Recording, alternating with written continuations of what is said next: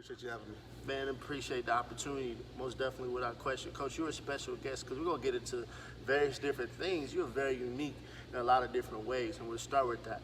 But let's start with ending your second season at the helm at your school. How did you feel about the past 2 seasons so far? Past 2 seasons, I think it was we achieved everything that we wanted to achieve. I think it was a great past 2 seasons. It was a rebuilding process last year, which we did, and we were real successful at that. And this year we had a little bit more momentum going in, and expected a lot more. And the goal was to, Final Four, at least at the minimum.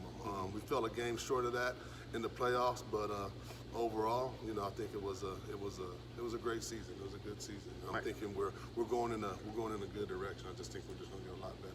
It sounds like you're very optimistic, Coach, and you are another coach as part of the CAA. I know we did Coach Freeman before. So tell me about your experience being part of the CAA. Well, the CAA, I think what I like about the CAA, it gives a lot of schools and a lot of athletes a second chance or a better chance that they wouldn't get at a bigger school. Sometimes some of these athletes get lost in bigger schools and things like that. So it gives them somewhere to compete.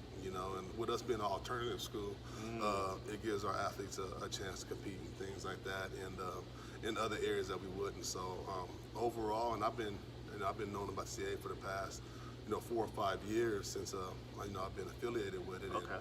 And it always gets better. It gets better every year, and they see the areas where they're weak at, and they make those stronger. So it's a good overall experience for the athletes. So they're also learning as well, obviously. Yeah, right? yeah, they're learning as well, and I think they have a little bit more wiggle room sometimes, as opposed to the other organization that regulates high school sports out here. They have a little wiggle room to make changes and things like that, and a little bit more flexible with areas that need to be changed and things like that. So you did mention your school is an alternative school.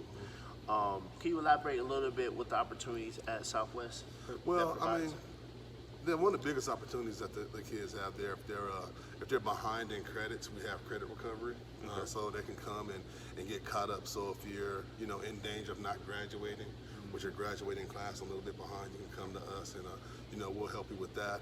Also, a lot of kids don't feel comfortable in bigger schools in a bigger environment, and they like to come to us because we're a smaller school. Focus. And they can get to know the teachers. Teachers know you by name, staff know you by name, and you get that extra help that you need, because sometimes in the bigger schools they feel like they're just a number or not even seen at that school, right? Because it's so big. So that's one of the things that we think that's unique about us being an alternative school.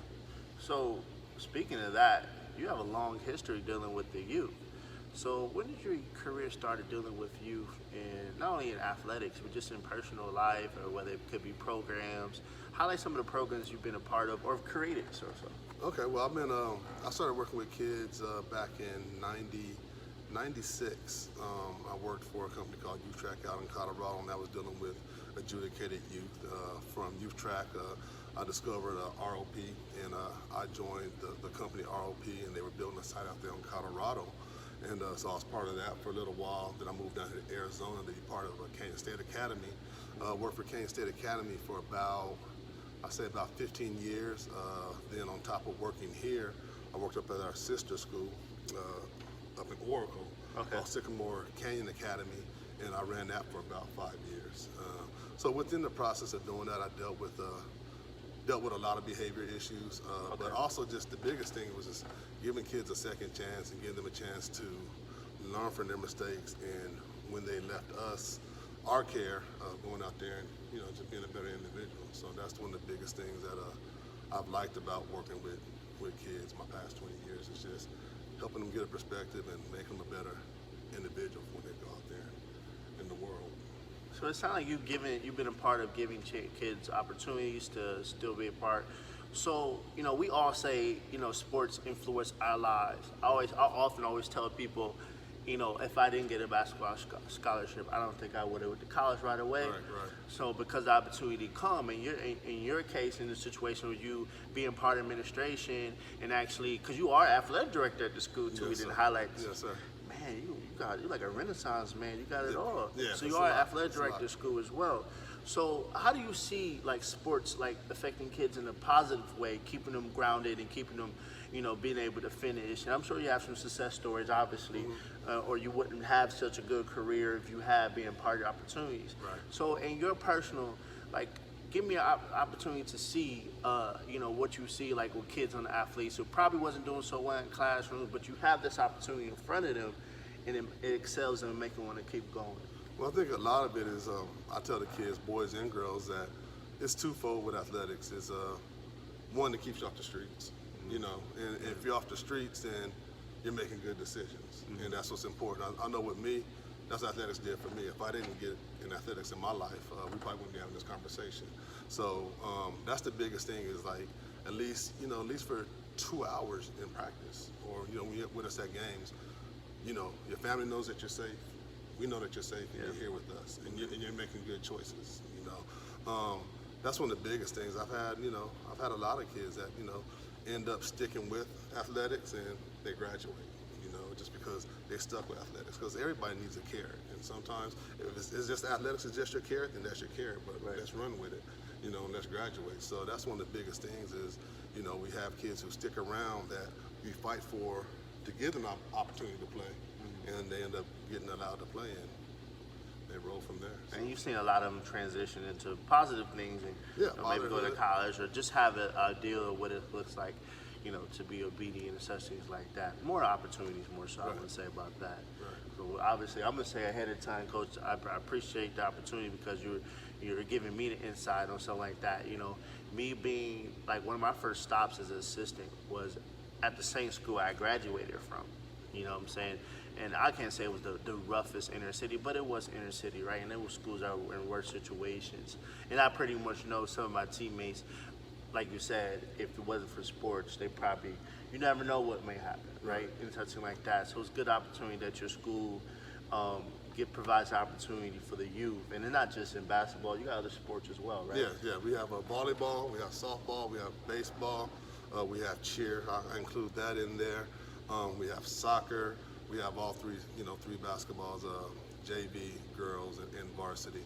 Okay. We have a lot of things. You got a nice little population at the school. Yeah, we have a lot of things for them Yeah. to get involved with, so if they choose to do so, and a lot of kids choose to do so. We also have wrestling. I forgot about wrestling, so got to make sure I don't leave any of my coaches out. Oh, you can't leave wrestling out, man. There's some hard-working coaches. Oh yeah, we got a great wrestling coach too. Oh man, trust me, you're talking about underappreciated. The wrestling coach. I used to look at our wrestling coach back in the day as a kid. So we spoke a little bit on that. Like I said, I'm gonna keep giving you praise because we gotta give people flowers when it's due. And honestly, looking at your long history, being part of the youth, we can't just highlight you coaching basketball. We highlight the fact that you actually, and I'm probably you don't care about being highlighted, but I'm gonna do it anyway. Appreciate it. It's my platform. I'm gonna do it anyway. Right. All right. So we did. So, what are some of the schemes, the offensive and defensive schemes that you run, with your athletes? Now, defensively, I like to press. We run a 2-2-1-1 full court press, and we run a 1-3-1 half court press. So I like to create turnovers because I've never really been blessed with a big team. We're always kind of small. Maybe the tallest I have is maybe 6'1", 6'2". So we try to use that to our advantage and play a little faster and things like that, and score buckets a little quicker, so we don't really have to get into too many offensive sets. Offensively, I run a pace and space type of offense. We'll have one down in the box and everybody else on the perimeter, and we'll screen on the perimeter, try to get driving kicks and things like that. So Fly by offense. Yeah, developed it from Villanova's offense, just screening down and screening up, and just keeping the post player opposite of the ball, just so we can have a drop down to him if our offensive player beats the defensive player and things like that. So almost policing this basketball pretty much. Pretty much. Especially if you spoke about Coach Jay over at Villanova. Right. It makes total sense. The second coach said that on this platform. Oh, really? Really love Villanova. I mean, well, shoot. Shout out to After you take it back to back, you know what? You're right. You might want to start following somebody. When you got some champions, some championship player, and then if it ain't broke, don't try to fix it. Yeah, yes, sir. What is some of your summer program? Especially you being an alternative school, and you said that off camera you said it might be a turnover or something like that. Right. So how's a coach in your situation prep for summer? Man, summer, not summer, knowing necessarily? summer's tough because they're all over, and then a lot of the guys, they like to try to, hit the streets and things like that for a little while. So we'll get into it like right away. So when June hits, Summer League will start up with CAA. Okay. So this past June, we played, I want to say, in 30 days, we played 21 games. So that was the Summer League. We was in a tournament up in Yonkers. So I just kind of just try to keep them active with just playing. Just playing. The weight room's always open. I'm always there during the summer, so we'll do some weight things. Guys who come through, I'll work them out. We'll get in there and we'll get bigger, faster, and stronger. So that's always available to them and things like that. So on top of that, we have summer school as well, so they can also during June they can get caught up with their credits, and they can also play some basketball during June. July we're shut down, and then August comes around.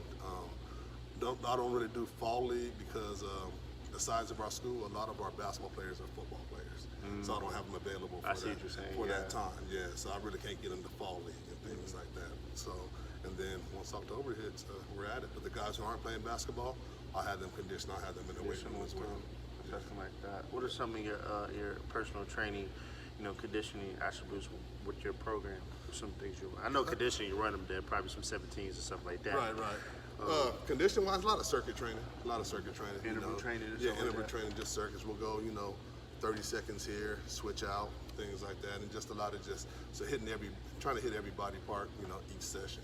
Sometimes we'll do a little bit more bulk stuff. The biggest thing is we like to get bulk on them during the off season, because once the season starts, once I start running, that's going to burn off anyway. It's going to come down. It's going to burn off anyway. I've had played with bellies, and then they should know by November that, where your belly go? You got a six-pack? Yeah, I kicked your ass. That's why.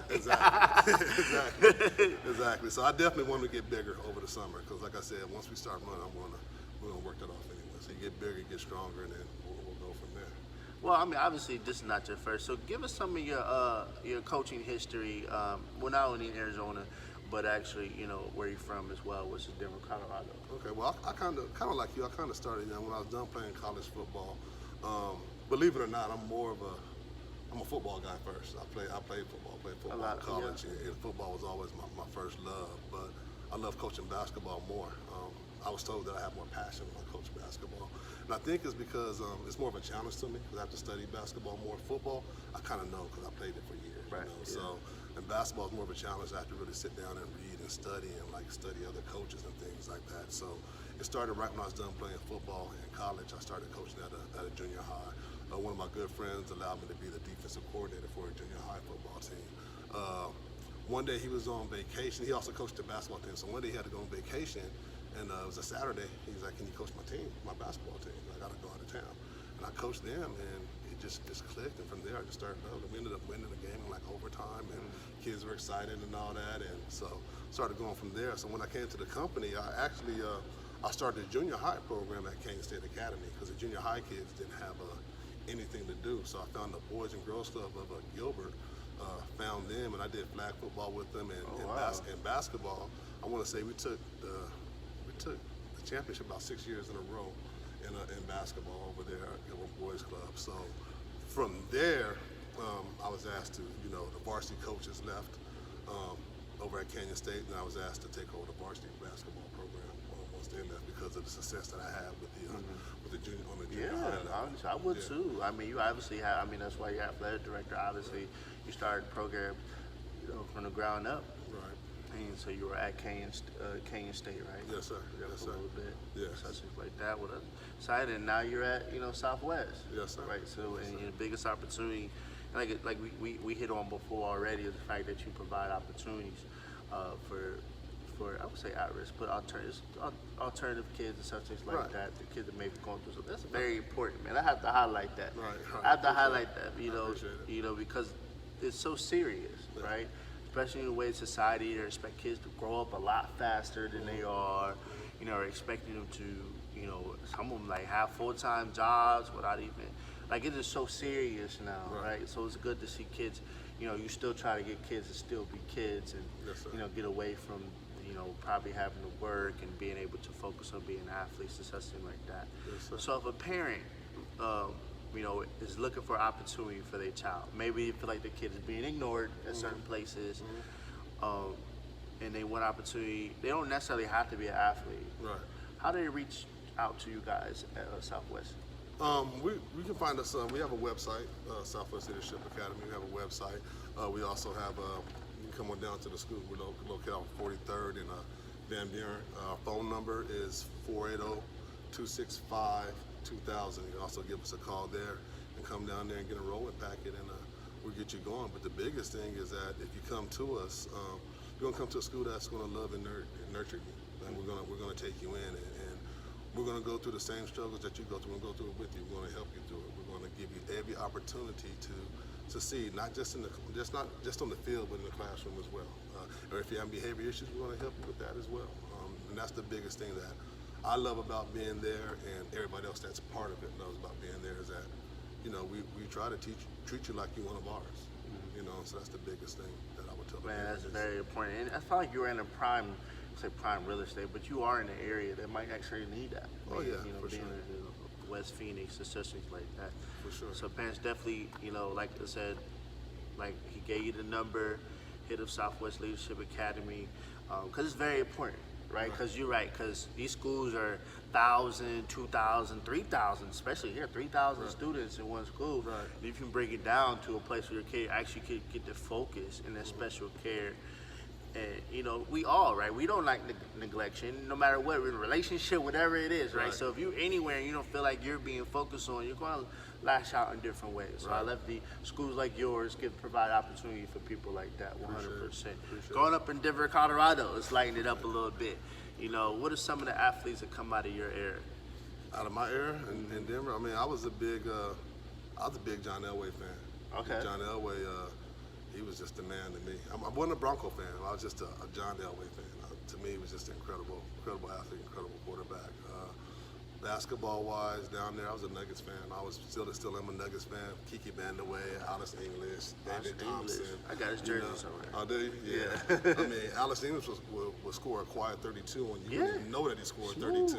And then you look up like, dang, because his game was so smooth, you know. So guys like that, you know, defensive guys. I was a defensive player, so, you know, Louis Wright, Steve Atwater, guys like that down there in Denver. So I was more of a defensive guy. So.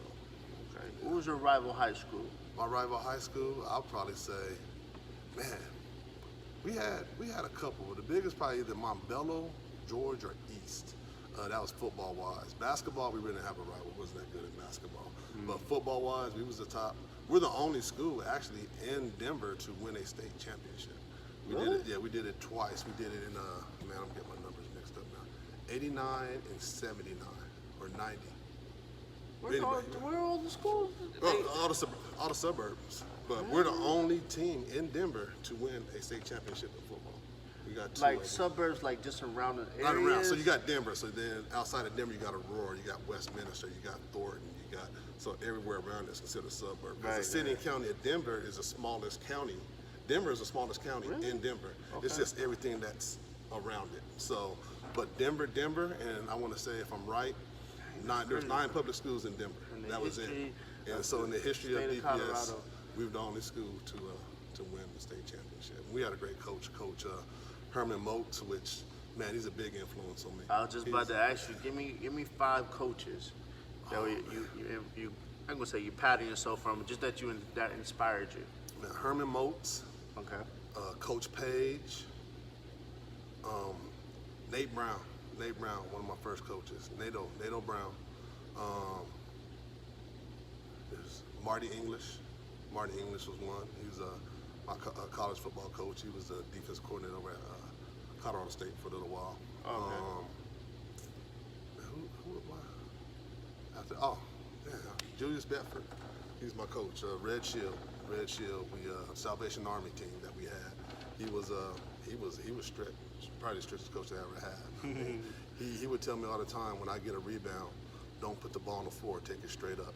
One time I got a rebound, I put the ball on the floor, and the next buzzer, I was sitting on the bench. I didn't get back in for the rest of the game.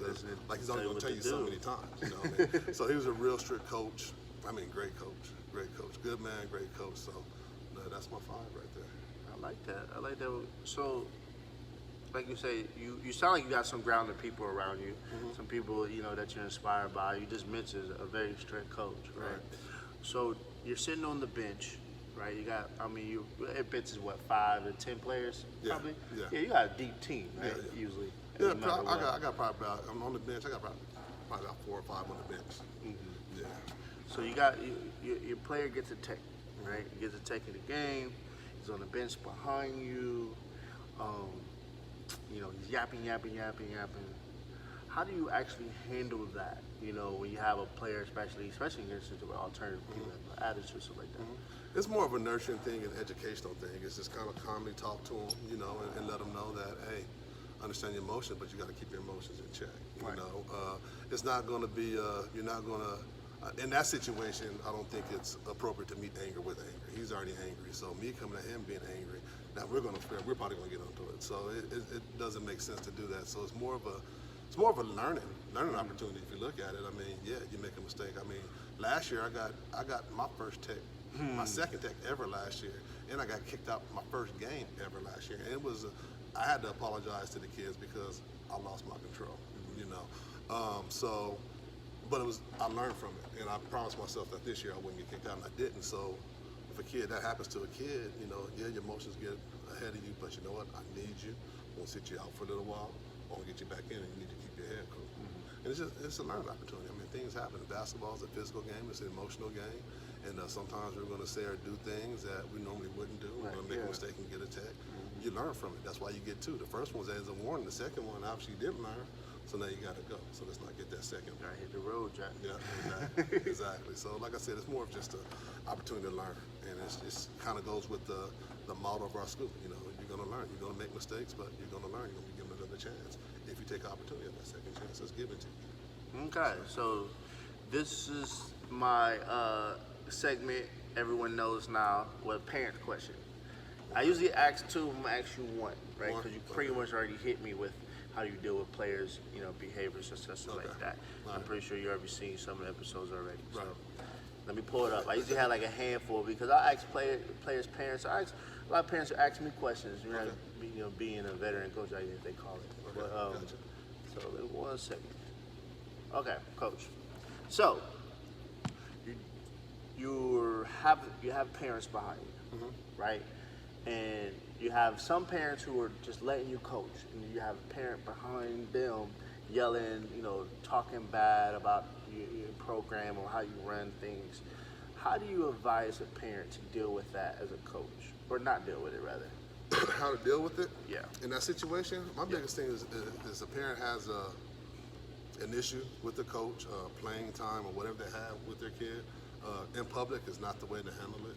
It's probably either email or have a conference with the coach to see, where the coach is at with your kid. But at the same time, is if you want that feedback, so understand you might not like what you hear, but you're gonna have to be open to that feedback.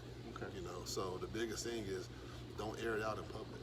Like sit down with the coach and talk about it, and then at that point, you can agree to disagree, and you might want to do something else with your son or daughter. But publicly, that's just not the place for it. Talk with the coach, and hopefully I'll always be honest with my students. I'll always be honest with my parents where I feel that their kids are, within the program. So that's the biggest thing. So how would you deal with the situation where other parents may be hearing another parent going off about it? Do you want to know the other parent's concerns? Yes, From the other parent? You don't mind that parent walking up to you and say, hey, Kenneth's parents were really yelling at you at the game. I don't know if it's a concern, maybe you want to reach out, or do you prefer the parents not to say nothing to nobody? No, parents are important. Right. Parents are important. Just even this year, the parents are so important to me this year. I found a home venue for us to play our home games at this year that was closer to where we was at, so parents could come. So parents are, they have to be bought in. If they're not bought in, then I'll try to pull them in and get them bought in. But I'll always hear a parent out. Even if it's right, wrong, or indifferent, I'm going to hear it. And so I'm open to parent feedback. I'm open to it, and I feel that everybody should be. That's good.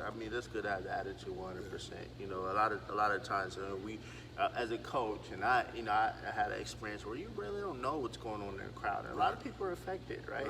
I've had a parent, after a game, write me a whole email about what the players were saying about me and stuff like that. And obviously, as a man, I'm not going to take it to the child. Right. And if it's some fiber feedback, I appreciate that. But at least she letting me know there's a concern or there's some whispers or something like that. 'Cause Right. some players may be scared to say something to you. But because happens, a lot of stuff gets done behind the coach's back. And then at the end of the season, coach doesn't even know where all this information comes from. Right. So it's very informed. So Coach Jackson basically said the same situation. Parents, if you're watching this, you have a situation and you're hearing these type of things, let the coach know. Not saying that you're snitching or stuff like that. You're just letting the coach know, because if you care about a coach, and a lot of parents do, most parents care about the coach more so ever, you want to keep him in the loop of what's going on, because a lot of times, administration may not necessarily tell the coach Right. until it's too late. Right. Then they can't fix it. Exactly. And it's like, hey, I'm supposed to be with you. No. Right. So you have that situation. Right. But it's Right. true, Yeah. right? And Yeah. I'm glad that you said that 100%, because without question. So, Coach, what I'm saying, you have an illustrious career dealing with the youth. So what do you see yourself in the next 3 to 4 years? 3 to 4 years, man, I plan on continuing to coach. I mean, I love coaching. I mean, I just love working with, and it's not just the X and O's. It's just making them better men, making them better individuals, just getting them ready for life. I love that aspect of it. But I think probably honestly in 2 or 3 years, working directly with kids is probably not going to be in my future anymore. I'm looking at going into the food business, have my own food truck and things like that. Entrepreneurship. Yeah, so I'm looking at that. I'm looking at getting my own, and kind of in the process of that, getting my recipes down and things like that, and getting all that going. So I'm looking at maybe 2 to 3 years, have my own food truck. Get some of that vegan on your thing, man. I'm vegetarian. All You right. should get some of that. All Get right, some man, of that vegan. I haven't thought about that market. I'm all barbecue. It's but- hard. Oh man, you ready? You can put some barbecue, you know on what? some tofu, and I'll make it some work. tempeh and stuff like that. I haven't even thought about that market, but you know what? To get you there, I'll make that work. Coach, it's very important that we highlight different things we're doing as well, because other things keep us sane, right? Right. So obviously you have a passion for cooking, obviously, right? right. So now Coach likes cooking as cooking, well. Like cooking. He's gonna start his own barbecue business. Right. Hopefully, I'll be one of the first people. I can't do the pork, can't do none of that. But if you do have a vegan option, right. I'll eat some sides though. I still tear up some mac and cheese. That's why I ain't got- became full vegan Right, yet. all right. I'm vegetarian. Okay, I still got you. love. Oh, but man, I'll tear some sides though. Okay, I So got you on the still got sides. that. You got you on the Peach sides. cobbler too. Oh man, peach cobbler. I gotta find somebody to do. I'm not a baker. I do the grill. I grill inside. Bacon's not my thing. But bacon's too precise. You know what I mean? I like grilling because you can mess around with it. You can mess around with it. You don't have to be an exact art. You just get out there and just grill and things like that. So I kind of like that. But bacon, measurements and things like that, that's not my thing. But you got that grill though. Oh man, I Got can the grill, the other parts of the kitchen. Yes. It's very important that we highlight different things, Coach. And I appreciate you being open in this conversation 100%. How do people get a hold of you? Do you have Twitter? Do you have any of those handles or anything like that? Yeah, I do. I'm my Twitter, Myles Jackson. You can find me as Myles Jackson on Twitter. We have a website for basketball, Southwest Leadership Academy, SLA Southwest Leadership Academy on Instagram. So you can find us on that. You can find me on Instagram. I think I'm Big Jack 2430 on Instagram, and Facebook just Myles Jackson. Just Yeah, look up, Coach. Yeah. You know what I'm saying? I appreciate the opportunity, Coach, without question. Thank you guys for another episode with City Coaches Podcast. All good here without good question. Over here at Southwest Leadership Academy here in West Phoenix, correct? West Phoenix, yes, West sir. Phoenix. I'm still learning the area. I've been moving. I've been rolling. Coaches find me. Like I said, hit the subscribe button. See the Coaches Podcast. Look us up on YouTube. I'll start getting the audio back up as well. So if you're getting out here, you're on the road, and you can't sit there and stare at the screen. If you're working out, we'll get you going with that. Coach, I appreciate the opportunity.